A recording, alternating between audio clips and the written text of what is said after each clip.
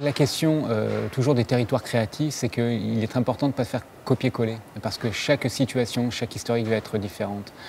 Laurent Simon parlait de jardin, de jardinage, et il est évident qu'il faut cultiver son propre jardin, comme disait Voltaire. C'est extrêmement important de comprendre sa situation pour être capable de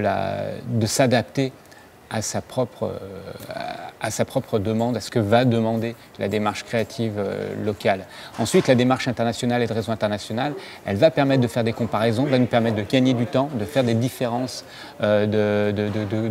différences et des partages d'expertise qui vont permettre d'accélérer effectivement certaines ou bien de rectifier certains chemins que d'autres auraient pu prendre et dont on se rend compte que ce n'est pas forcément là qu'il fallait aller parce que ça peut mener à des impasses. La rencontre permet toujours le recul, permet le partage et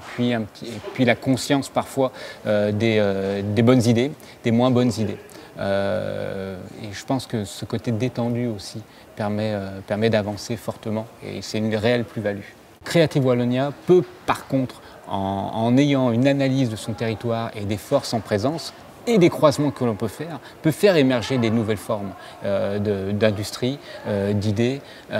qui vont être à mon avis liées à la Wallonie et qui auront un impact international parce qu'elles vont lui donner une identité forte.